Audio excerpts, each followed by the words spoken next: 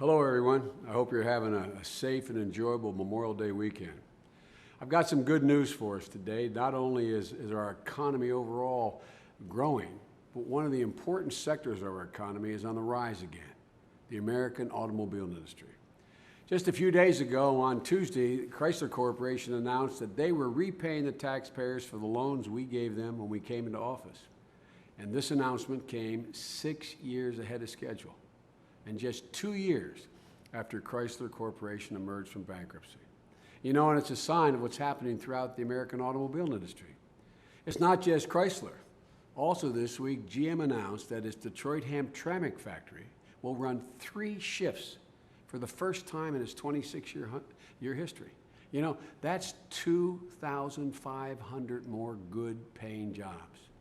In the words of Don LaForest of the UAW, and I want to quote him, he said, "It's mind-boggling that we can go from near extinction to full employment in 2 years."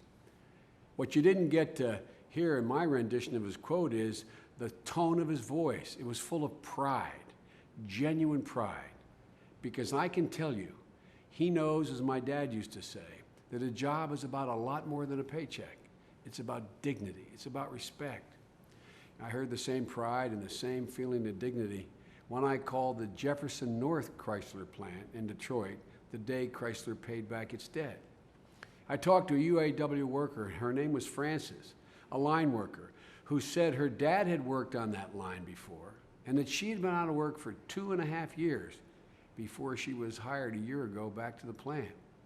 I got the same sense when I went to Bonneville & Son, a Chrysler dealership in Manchester, New Hampshire a couple days ago.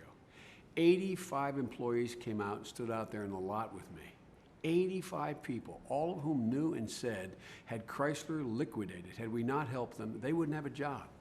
When President Obama and I came into office, we faced an auto industry on the brink of extinction, total collapse.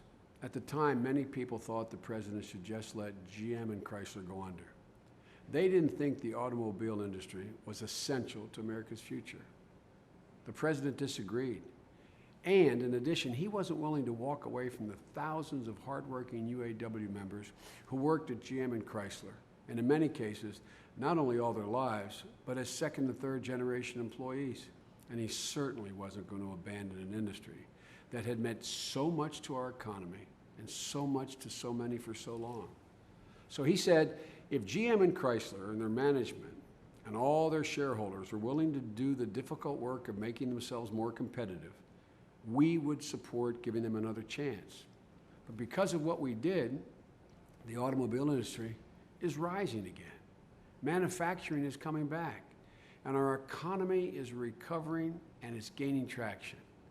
But the thing is this, even for a lot of people with jobs, their wages aren't keeping pace with prices of everything from gas to groceries to healthcare and college tuition. That's why the president and I remain focused on not just recovering from this recession, we're focused on making sure that if you work hard, play by the rules, you'll be able to get ahead, put your kids through college, retire with dignity and security. Before I sign off, I just want to mention once again Memorial Day. And remember what this holiday is all about. You know, we still have tens of thousands of troops deployed in harm's way.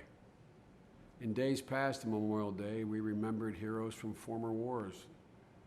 But I think it's absolutely essential that we all remember today that thousands of names have been added to those memorials in the wars that are still continuing.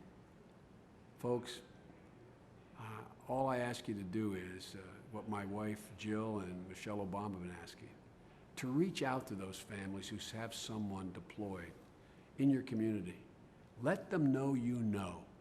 Let them know you know the sacrifice they're making. Engage in, as my wife would say, a single act of kindness. Maybe invite them to your barbecue this weekend. Mow their lawn. Offer to mow their lawn next week. Make it known that you appreciate their sacrifice and you're willing to lend a hand. As I said, that's what Jill and Michelle Obama are doing through their Joining Forces initiatives. And that's what I hope all of us will do every day as long as we have a man or woman deployed in harm's way. Thank you for listening and enjoy the holiday.